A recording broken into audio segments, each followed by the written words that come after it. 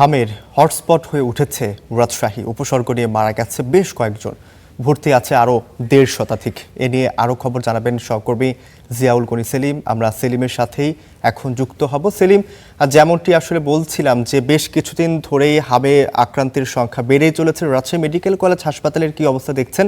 আজকের কি অবস্থা মেডিকেল কলেজ হাসপাতালে, আপনি জানাবেন আমাদের। রফ, আসলে রাজশাহী মেডিকেল কলেজ হাসপাতালে গত প্রায় ১ মাস ধরে একেবারে রোগীদের ঠাসা।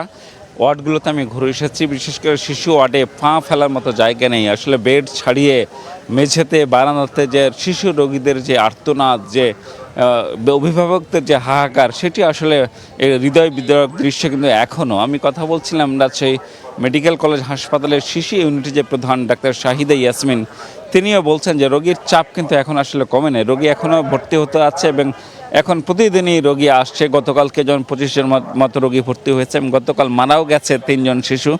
এ পর্যন্ত চলতি মৌসুমে অর্থাৎ গত ২ বা আড়াই মাসের মধ্যে অন্তত ৩৮ শিশু মারা গেছে হামের উপসর্গ নিয়ে।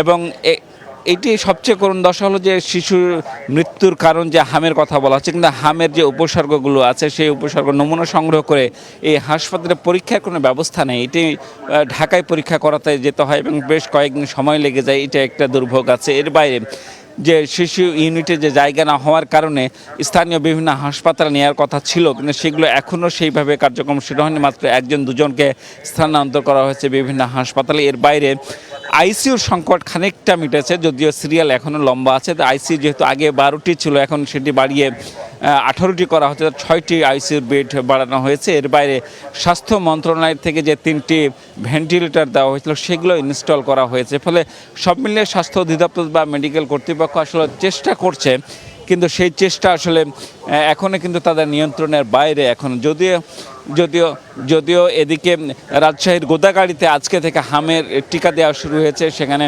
রাজশাহীর জেলা প্রশাসক শহীদুল ইসলাম সেই কার্যক্রমটি শুরু করেছেন।